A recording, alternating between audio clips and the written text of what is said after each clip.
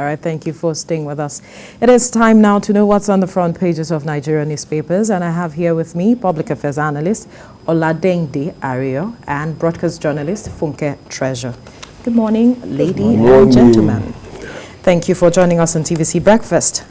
All right, we'll head straight to the papers now, and I begin with the business day. Insurance offers survival option as MSMEs battle growing risks. Insurance offers survival options as MSMEs battle growing risks. All right, we move to the front page of the Daily Times. Sit-at-home order. IPOB locks down Southeast. Banks, shops, schools shut down. Workers defy government order. Stay at home. 4 policemen, 2 IPOB members killed in Anambra. All right, you find details of that story on the pages of the Daily Times. To the Daily Trust, IPOB forces residents off streets or in Southeast. IPOB forces residents off streets in Southeast. You find details on the pages of the Daily Trust. To the front page of the Blueprint now, PDP crisis. Will seconders get Oshomole treatment? Will seconders get Oshomole treatment? You'll find details of the story on the pages of the Blueprint. To the First News newspaper, PDP, what's my offense? Embattled seconders asks opponents as calls for his resignation thicken. All right, you find details of the story on the pages of the First News newspaper. To the Daily Sun now, APC PDP crisis gets messier. Police occupation of ruling party's national secretariat heightens tension. 9 opposition parties' National Working Committee members hold parallel meeting as 4 vice chairman groups advise seconders to quit. I won't resign, embattled National Party chair responds. To the Nigerian Tribune now, seconders adamant as 6 National Working Committee members ask him to resign. Governors meet party chair reconvene today. Protest at Secretariat Splinter Reps caucus emerges. He can't be stampeded to resign. Dixon. To the Guardian newspaper, seconders PDP governor 6-hour meeting deadlocked. Chairman knows fate today. I will not resign. Seconders talks tough. Governors grill national chairman to consult BOT Board of Trustees National Assembly caucus on decision. To the Nigerian News Direct now, leadership crisis, tension in APC PDP camps. PDP governors meeting deadlocked. I will not resign. Seconders response. Heavy security personnel at APC National Secretariat. To the Punch newspaper now, seconders fate uncertain. PDP governors meeting deadlocked. National Working Committee reps divided. 6 National Working Committee members insist on chairman's resignation. I will not resign. Seconders vows. We will continue meeting tomorrow. Issues will be resolved as a family, says Damboa. All right. To the Nation newspaper, PDP governors elders decide seconders' fate today. 6 National Working Committee members, chairman must go.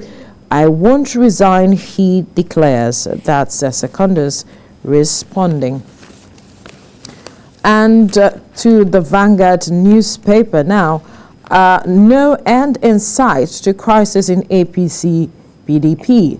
Resigned. 6 PDP National Working Committee members, Reps Caucus Youth ask seconders. Seconders dares detractors, says, I won't resign. PDP governors meeting ends in deadlock. People are fighting seconders because of 2023. Senator Dixon. Why police took over APC Secretariat? We can't be embarrassed. All right. Those are the stories on the front pages of the papers this morning.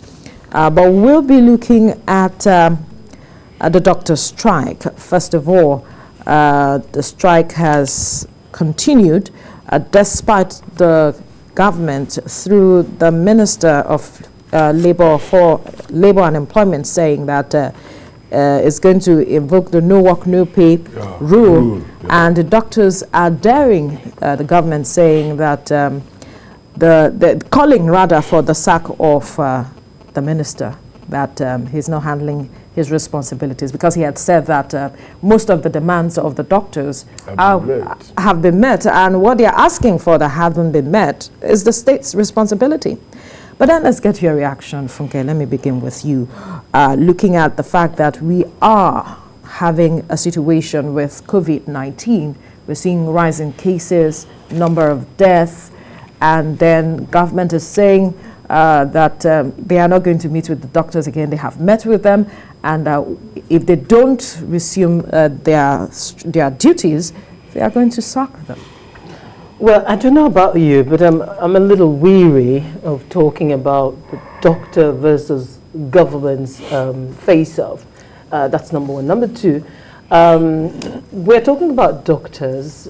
These are lifesavers. They're not the set of people that you can just recruit just like that, because there are doctors. Experience counts in the medical world. What I would say is, if the government is saying one thing and the doctors are saying another thing, it means there is no meeting point. It means there's still issues to iron out. And the government should just eat the humble pie and listen and do what the doctors say they want. Period. One strike too many.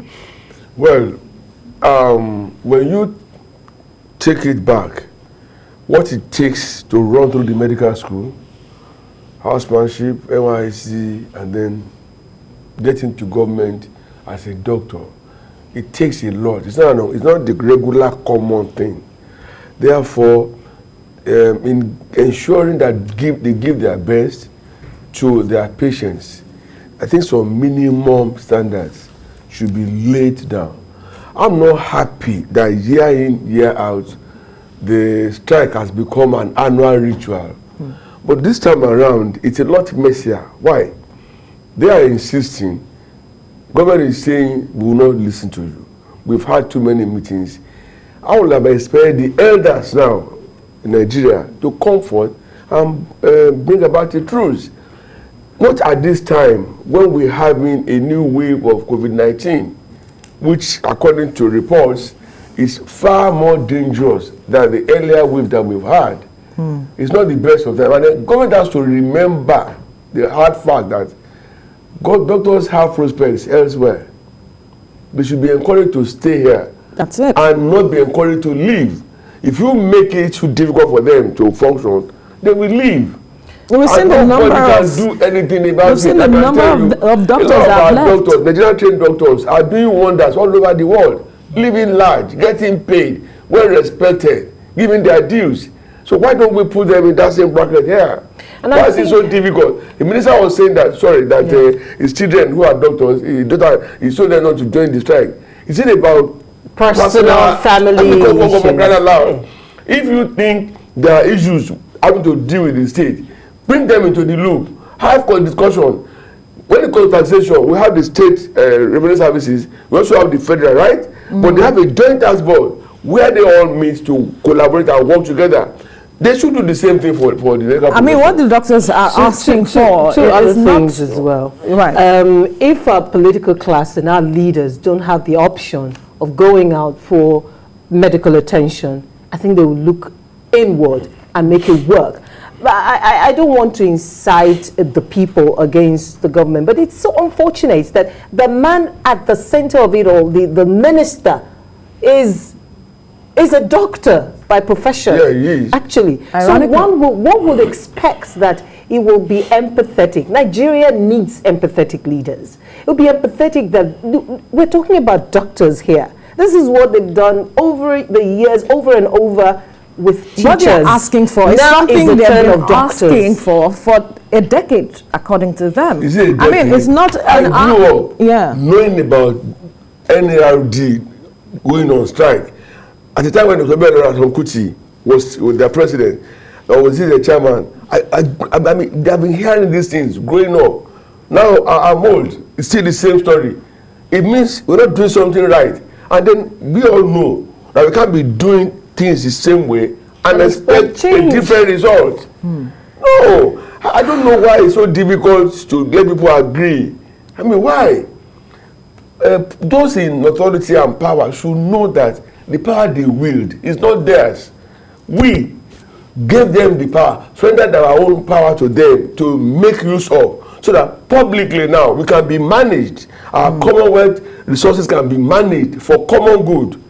This is not, it's not good enough. This is the point we make about civic education as well and civic awareness. As we, the people, what do we even, when we go about thinking, well, it's their problem, it's not my problem, until somebody has an accident and then you need the help of a doctor. That's when you realize that you go to where they're supposed to be, and then you can't find them there. This is not just the doctor's problem. About the people. It is about us. No. So what can they do to ensure that the people we can join the doctors in demanding for a solution to this, and stop looking like it is none of our business. I'll give Is you that an how we're example. looking now? That's how we're looking. We're just leaving the doctors to it. Really? No, I'll give you an example. I used to advocate that walkways should be left for people to walk on. Yesterday on Broad Street, I had to be there because I wasn't going to walk on the road and allow Okada to knock me down. I maintained the walkway. But what happened? Some traders already put their wares on the walkway. And I tried to calm down so I can go up again. I had a slip. Oh my. And I sprained my ankle. Sorry about Such that. a careless thing. Is it Sanwo-Olu that will go and be clearing walkways? That's where you see the people being complacent. We can't just sit out here and be talking and behaving as if it's not our business. It is our business. Those doctors are some people's children, husbands, brothers, and fathers. Yes. And daughters. So they have to. So one is now saying that they will invoke no work, no pay. If they will suffer any deprivation for a short time, I promise you, if there's any professionals in this world that are in high demand globally, they are Nigerian doctors. They are doctors. I mean, let's not play games. We're not talking about some backstreet professionals. We're talking of lifesavers. I mean, anywhere, they are welcome any day. This is why a lot of them are speaking against casualization of their profession, because they feel that they don't see them as something. You mentioned the fact that the number of years they spend in school, you talk about their residency, you talk about the training as a whole. It's a lot. It's not something you just pick someone. When we were growing up. Yes. When we were growing up, you wanted to be a lawyer, an engineer, a doctor, an architect. Because these were extra, you go to an extra school to professionalize. Yes. Nowadays, I don't know, the love of money, the ridiculing from the political class has turned especially two of these professions into non-entities. Just because you have the money to get out of Nigeria to access medical treatment on medical tourism does not make you to turn the ones at home to whom you swore to ensure the safety of their lives and property. No, it's not right. For me, I will still extend it that government's action towards NAD is a reflection of what we have experienced since COVID last year.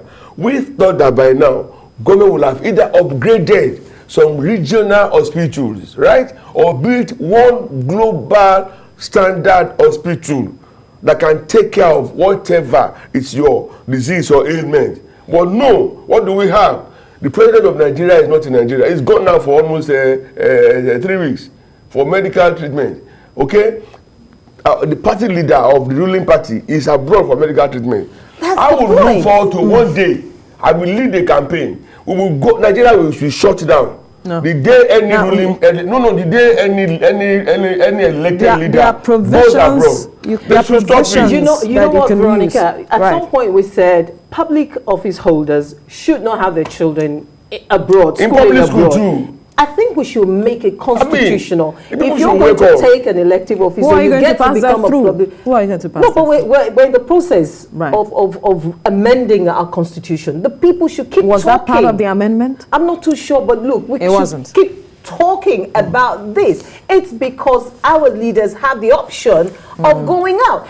During the lockdown, everybody was exactly. and there was a bit of respect for our doctors. There was nobody to travel to wherever in the world. All right. You know, we should just learn to appreciate what is ours. It's the same people who go out and get celebrated.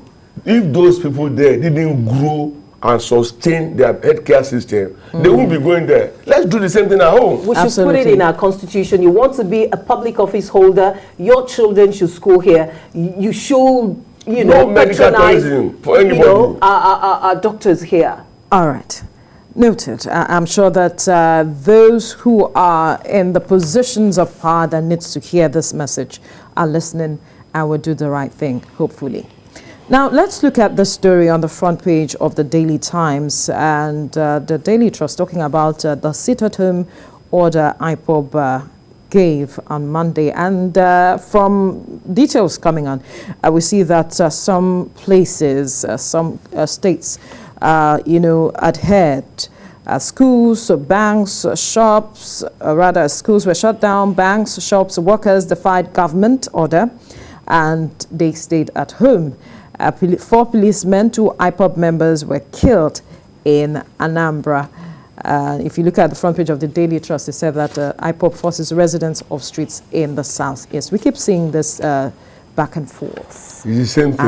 And lack of engagement. Students who was also have mathematics yesterday, in NECO exam, yes. They've been deprived. I don't now know who will go and appeal to NECO to organize a receipt exam for them. That's a generational loss, if you must understand. Yes. At least those ones, if they don't have GC or YA school start, that means they will not go to school until maybe another year when they're able to sit and pass for mathematics. Which is when we're taking decisions, we should always look at the wider and universal consequences. Not just from the myopic, one-sided, opaque perspective. This and lives are also lost. Yes. The question is, who is benefiting from all of these things? What those who are seen or are positioned as leaders of thought in the Southeast, why don't they get into the fray and engage IPOB? Because it was the journey has left the bottom. We must admit that. It has become a force to be reckoned with now. If they could give an order, and government said no, go. But the people, I mean, they obey them. This is not the first, second, or third. Right. So let's not continue to ignore them as if they are not important. They now matter. Negotiate. I mean, bring them to the table. What are your grievances? Work with. I mean, then we work together. The issue here is about Nnamdi Kanu. I understand. Yes. But if they, for instance, look at the case of Igboho against Kanu. Unlike the way Kanu's case is being handled, Yoruba heads of thought, they stepped in.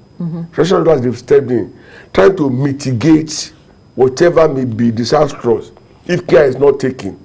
And I will assure you, at the end of the day, it will be resolved. Why can't the Southeasterners take the same stand?